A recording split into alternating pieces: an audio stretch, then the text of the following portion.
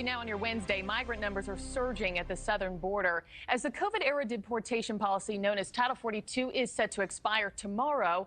And one of the House lawmakers who recently visited the Tucson, Arizona sector to meet with Customs and Border Patrol officers is joining us now to weigh in.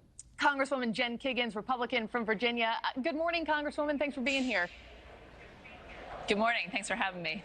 If I have it correct, you were there at the border in February, right? Tell us what you saw on the ground at the southern border and also what you expect will happen now that Title 42 is expiring in less than 48 hours.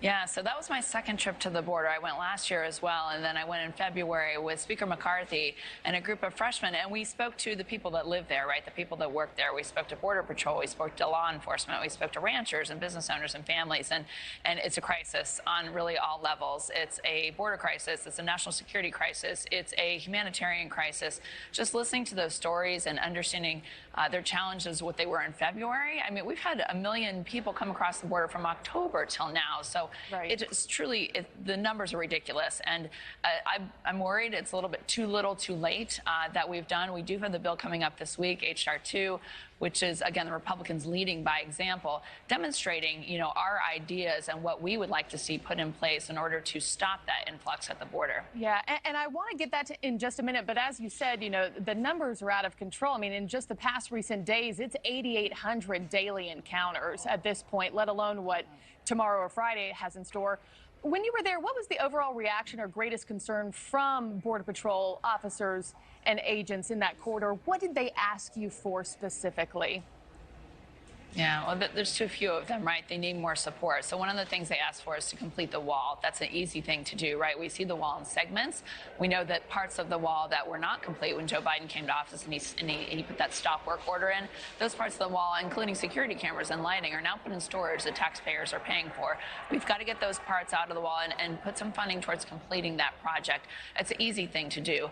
The Border Patrol also needs more personnel, right? How can we be supportive of them? That's one thing that H.R. 2 has in it, 22,000 more Border Patrol agents. How can we support those guys just with ease their hiring process, be supporting things like bonuses for them, making sure they have the resources that they need, and supporting local law enforcement, too. It's a team effort down there, really by those border communities who are hit the hardest and who are suffering and who are watching this influx of thousands of people that are lined up on the other side of the border just waiting. Yeah, every day. Every single day. Back to that border security package that you mentioned that I want to get to. It's expected to come to the floor tomorrow. From talking to your colleagues, I mean, what's the likelihood that this actually passes? And what are you most looking forward to if it does?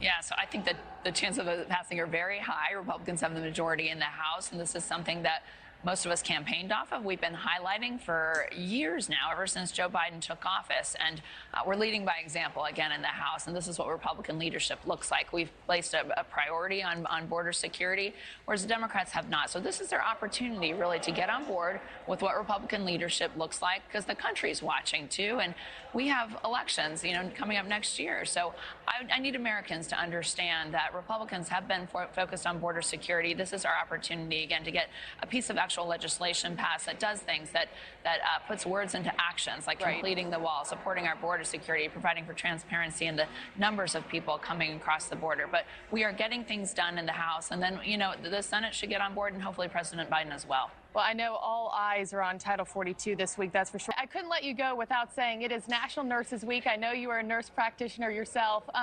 First of all, thank you. I mean, what an incredible, admirable job. Do you have any parting words that you would like to say in regards to nursing and that profession for those who do it across the country? Absolutely. Absolutely. Happy National Nurses Week to all of my fellow nurses and colleagues out there. As a geriatric nurse practitioner, it's been a great privilege just to partner with families and caregivers and patients to provide care for me to our greatest generation. But nurses are some of the most hardest working people out there. We know that they've gone through a lot with COVID. So I just, from the bottom of my heart, sincere appreciation for them. I'm proud to be an advocate and a voice for them here in Congress. We need more nurses up here representing our great profession. Yes, we do.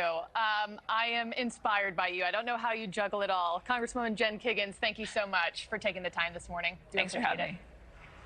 Yeah, she was a Navy pilot, too.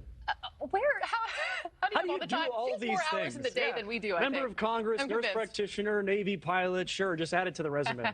Impressive.